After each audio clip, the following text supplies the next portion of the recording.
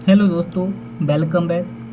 दोस्तों, हमारी जो आज की क्लास है वो काफ़ी इम्पोर्टेंट है, क्योंकि जो हमारे भाई लोग जिन्होंने अभी अभी एमपी ऑनलाइन की आईडी ली है और वो ऑनलाइन शॉप ओपन कर चुके हैं, तो उन्हें ऑनलाइन शॉप चलाने के लिए जो ट्रांजैक्शन के लिए पैसे चाहिए होते, यानी वॉलेट में जो पैसे होने चाहिए, वो वॉलेट में पैसे कैसे डालें और इसके लिए आपको क्या करना पड़ेगा।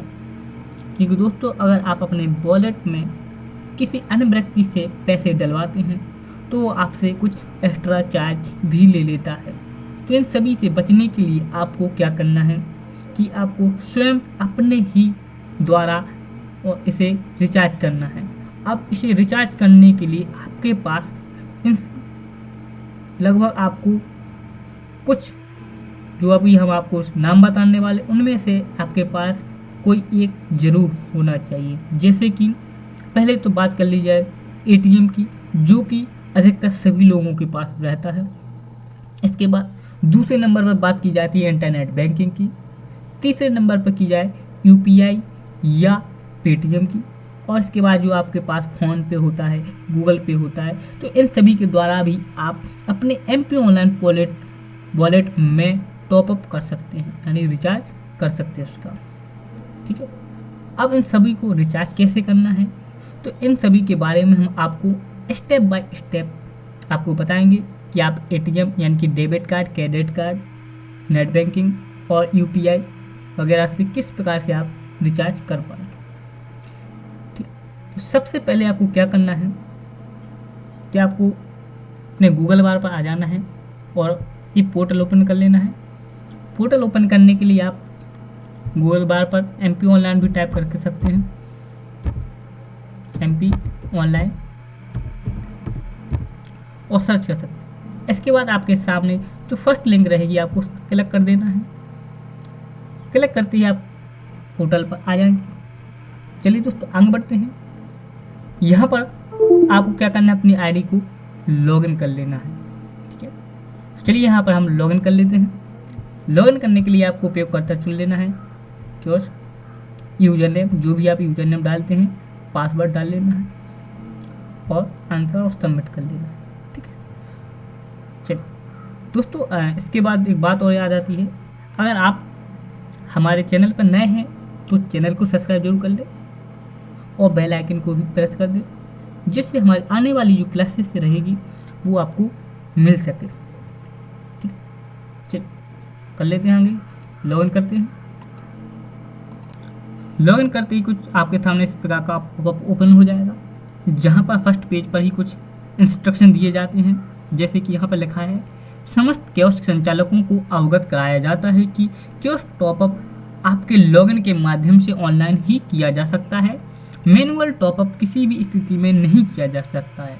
मैनुअल टॉपअप किसी व्यक्ति के बहकावे में न आए। यदि आप किसी व्यक्ति को टॉपअप कराने हेतु नगद राशि देते हैं तो उसकी जवाबदारी एमपी ऑनलाइन की नहीं होगी, अतः कियोस्क टॉपअप ऑनलाइन ही करें। ठीक। तो ये थी हमारी टॉपिक के बारे में, यानी जो आप रिचार्ज करते हैं उसके बारे में कुछ जानकारी में ये बताया गया है कि अगर आप किसी अन्य व्यक्ति को पैसे देते हैं तो आपसे वो कुछ एक्स्ट्रा चार्ज भी ले सकता है और आपको बेवकूफ़ भी बना सकता है। तो इसके लिए आप स्वयं ही रिचार्ज करें।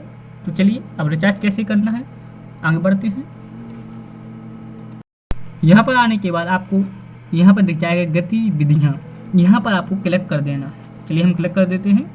क्लिक करते ही आपके सामने कुछ इस प्रकार का पेज ओपन होगा। यहाँ पर आपको देखना है सेल्फ टॉपअप। ठीक है। चलिए देखते हैं, यहाँ पर ये लिखा है सेल्फ टॉपअप, यहाँ पर आपको क्लिक कर देना है। तो ही आपके सामने इस प्रकार से कुछ पेज ओपन हो जाएगा, जहाँ पर लिखा है state bank of India, Paytm payment gateway, national payment service platform. तो आप इनमें से कोई एक के द्वारा कर सकते हैं। अब बात की जाए स्टेट बैंक, यानी कि अगर आप इंटरनेट बैंकिंग यूज करते हैं तो आप यहाँ पर जा सकते हैं स्टेट बैंक ऑफ इंडिया में। इसके बाद बात की जाए डेबिट कार्ड, एटीएम, फ़ोनपे वगैरह, तो इसके लिए आपको क्या करना है, यहाँ पर आना है पेटीएम पेमेंट गेटवे पर। यहाँ पर आने के बाद चलिए आपको बताते क्या करना है। यहाँ पर आपको जो रिचार्ज करना है उसकी राशि डालना है। दोस्तों एक बात का और ध्यान रखना है यहाँ पर कि आप MP ऑनलाइन पोर्टल में कम से कम 1000 रुपये का रिचार्ज कर पाएंगे। अगर आप सोचते हैं कि आप 500 रुपये या 100 या 200 रुपये का रिचार्ज करें तो ये अलाउ नहीं है। आप उसमें कम से कम 1000 रुपये का ही रिचार्ज कर पाएंगे, इससे ज़्यादा कर पाएंगे, इससे कम का नहीं कर पाएंगे। तो आपको 1000 का ही रिचार्ज करना है। तो चलिए हम यहाँ पर फिलहाल में डेमो के लिए 1000 भर लेते हैं। उसके बाद आपको यहाँ पर सिंपली सबमिट कर देना। सबमिट करते ही आपके सामने कुछ इस प्रकार के ऑप्शन आ जाएंगे। यहाँ पर आपको बहुत सारे ऑप्शन दिख जाएंगे, Paytm, debit card, credit card, UPI, net banking. आप इनमें से कोई एक चॉइस कर लें। जैसे कि बात कर ली जाए, सबसे पहले हम करते हैं पेटीएम के द्वारा। तो यहाँ पर आपको जो आपका पेटीएम नंबर है वो यहाँ पर डाल लेना है। पेटीएम नंबर डालने के बाद यहाँ पर आपको प्रोसीड कर देना है। प्रोसीड करते ही आपके जो पेटीएम का ऐप होगा वहाँ पर एक मैसेज जाएगा। वहाँ पर आपको कंफर्म करके पेटीएम का जो वॉलेट पिन होता है वो आपको डाल लेना है। डालते ही आपका जो रिचार्ज है वो हो जाएगा। चलिए अब बात कर लेते हैं डेबिट कार्ड की। यानी आपके पास किसी भी बैंक का डेबिट कार्ड होता है तो आप डेबिट कार्ड के द्वारा किस प्रकार से, यानी कि ATM के द्वारा किस प्रकार से आप रिचार्ज करेंगे। तो इसके लिए आपको यहाँ पर डेबिट कार्ड वाले ऑप्शन पर आ जाना है। ठीक है, यहाँ पर आते ही आपको कार्ड नंबर डाल लेना है। कार्ड नंबर डालने के बाद यहाँ पर आपको अब कार्ड नंबर कहाँ से मिलता है या कौन सा डालना है, तो चलिए हम छोटा से आपको फ़ोटो दिखाते हैं जो आपके लिए डेमो के लिए रहेगी। वो आप देखते हैं उसमें क्या क्या आपको डालना है। दोस्तों यहाँ पर जो ATM का नंबर है, जैसे 5196201234567891, इस प्रकार के कुछ नंबर रहेगा। आपको यहाँ पर वो नंबर डाल देना। इसके बाद यहाँ पर आपको कार्ड की एक्सपायर डेट यानी कि मंथ और ईयर डाल लेनी है। जैसे कि यहाँ पर लिखा है 04/12। ठीक है, इस प्रकार से आपको यहाँ पर डाल लेनी है। अब बात कर देती है यहाँ पर CVV की। ठीक है, CVV पिन क्या होता है, तो चलिए एक फ़ोटो और दिखाते हैं जहाँ पर आप CVV जान सकते हैं। यानी जो आपका ATM कार्ड रहेगा उसके पीछे इसका नंबर रहेगा। वो नंबर कहाँ पर रहेगा, चलिए आपको बताते हैं। दोस्तों जो आपका पीछे का जो कार्ड का नंबर होता है, यहाँ पर कुछ नंबर दिए जाएंगे और लास्ट में कुछ आगे लिखा रहेगा। इस प्रकार से नंबर रहेंगे जो CVV कोड लिखा होगा, यानी CVV लिखा होगा वहाँ पर। ठीक, ये इस प्रकार का नंबर अधिकतर सभी कार्डों में रहता है, किसी में नीचे रहता है, किसी में बगल में, लेकिन रहता जरूर है। ठीक है, वो आपको यहाँ पर डाल लेना है। ठीक है, डालने के बाद यहाँ पर आपको पे पर क्लिक कर देना। पे पर क्लिक करते ही आपके मोबाइल पर एक मैसेज जाएगा। वह मैसेज आपको जो एक विंडो ओपन होगी उस पर ओपन कर डालना है और डालते ही आपका जो है पिन नंबर वो आपका वॉलेट रिचार्ज हो जाएगा। अब दोस्तों एक चीज़ और याद रखना, इसमें जो आप डेबिट कार्ड के द्वारा रिचार्ज करते हैं तो आपको कुछ उसमें चार्ज देना पड़ता है। यानी 1000 तो आपका रिचार्ज हो गया, लेकिन साथ में इंक्लूड क्या हो रहा है, यानी 4 रुपया 72 पैसे आपको GST चार्जेस और जो आपका जो ट्रांजेक्शन का चार्जेस है वो लगता है।